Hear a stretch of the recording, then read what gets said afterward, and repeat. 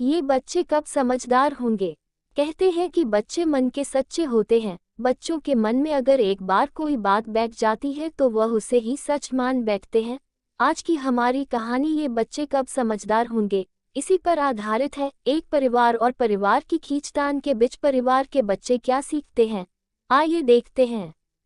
रघुवर प्रसाद जी अब सेवानिवृत्त हो चुके थे। वो अध्यापक थे। उनकी पहचान एक कर्मठ अध्यापक के रूप में थी। अपने कितने ही छात्रों से भावनात्मक रिश्ता था रघुवर जी का। सेवानिवृत्ति के उपरांत भी कितने ही ऐसे छात्र थे जो सफल थे और यदि कहीं मिल जाते थे तो रघुवर जी के पैरों में पड़ जाते थे। इस सम्मान के आगे अपनी अच्छी खासी पेंशन भी रघुवर जी को छोटी लगती थी। वो अक्सर कहा करते थे, हमने शिक्षा को संस्कार के रूप में विद्यार्थियों में रोपा है। अब तो शिक्षा भी सर्विस सेक्टर का हिस्सा है।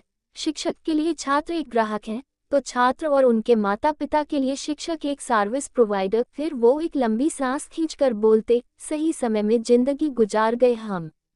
रघुवर जी के एक पुत्री और दो पुत्र थे। बड़ा पुत्र इंद्र इंजीनियर था। वो अपनी पत्नी रेखा, एक पुत्र रोहन और एक पुत्री रोहिणी के साथ चंडीगढ़ में रहता था, जबकि छोटा पुत्र राजेंद्र रघुवर जी के साथ रहता था। वो एक अच्छी कंपनी में नौकरी करता था, ठीक ही कमा लेता था। उसके भी एक पुत्र शिखर और एक पुत्री शिखा थी। रघुवर जी की पत्नी प्रेमलता और पुत्री आभा और छोटे पुत्र का परिवार उनके साथ उनके पैतृक निवास मेरठ में ही में रहते थे। अभी पुत्री का विवाह नहीं हुआ था। बस यही एक चिंता रघुवर जी को थी कि नौकरी रहते पुत्री का विवाह नहीं हो पाया। प्रेमलता जी भी इस विषय को लेकर थोड़ा परेशान रहती थी। इस कारण से ही रघुवर जी ने अपने फंड को किसी को नहीं दिया था। वो सोचते थे कि बस आभा का विवाह बिना पुत्रों पर जोर डाले ठीक से करके जो बचेगा वो पुत्रों को दे देंगे। रघुवर जी जितने मृदुभाषी थे, प्रेमलता जी उतनी ही कड़क स्वभाव की थी। वो ज्यादा पढ़ी लिखी नहीं थी, फिर भी किसी भी विषय पर अड़ जाना उनका स्वभाव था। रघुवर जी ने जीवन भर उनकी बात काटने की हिम्मत नहीं जुटाई थी। यही स्वभाव प्रेमलता का बहुओं के साथ भी था।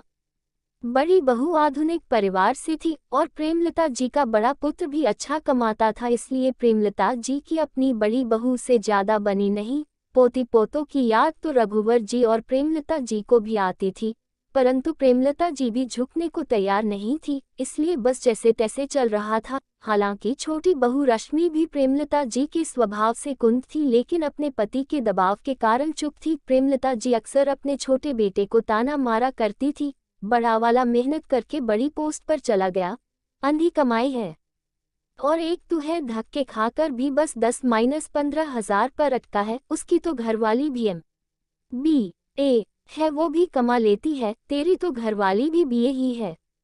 सासू माँ की इन बातों पर रश्मि चिढ़ जाती और अपने पति राजेंद्र से कहती, हम कम कमाई या ज्यादा किसी से मांगने नहीं जा रहे हैं। जो बड़े बहू बेटे पूछते भी नहीं, बड़ाई उनकी ही होती है। पत्नी को समझाते हुए राजेंद्र रश्मि से कहता, यार अब 60 साल की उम्र में माँ तो अपनी आदत बदल नहीं पाएंगी, इसलिए थोड़ा हमें ही एडजस्ट करना पड़ेगा, कहने देना। इस बात पर रश्मि तुनक कर जवाब देती, हमारे भी माँ है, उनके भी बहू है, हमारे वहाँ तो ऐसे नहीं होता। राजेंद्र पीछा छुड़ाने के अंदाज में कहता, छोड़ना यार। रश्मि ने झल्लाते हुए कहा, क्या छोड़ दो, मांग लिए 2 लाख स्कूल की फीस के नाम पर, और कितनी बड़ाई में कहती है तुम्हारी माँ भी। इंद्र ने लोन लिया है मकान और गाड़ी के नाम पर, तनख्वाह तो उसमें चली जाती है। कहती है कि बच्चे महंगे स्कूल में है, फीस भी ज्यादा जाती है।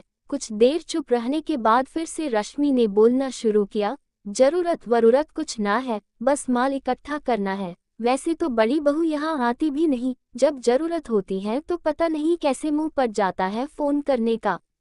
बस सारा फंड खींचने पर लगे हैं। राजेंद्र ने खींचते हुए कहा, यार तुझे क्या दर्द है, उनका पैसा है, और वैसे इतना विश्वास रख, हिस्सा किसी का नहीं मरने देगी माँ। रश्मि ने भी गर्दन झटकते हुए कहा, मुझे जरूरत नहीं है किसी हिस्से की, बस मुझे गुस्सा जब आता है जब वो तुम्हें ये कहती है कि तुम्हारी कमाई उनके बड़े बेटे से कम है। कम है तो है, हम किसी के आगे हाथ नहीं फैलाते, अपनी गुंजाइश के हिसाब से चलते हैं। मैं तो इतने पर भी खर्चीली लगती हूँ।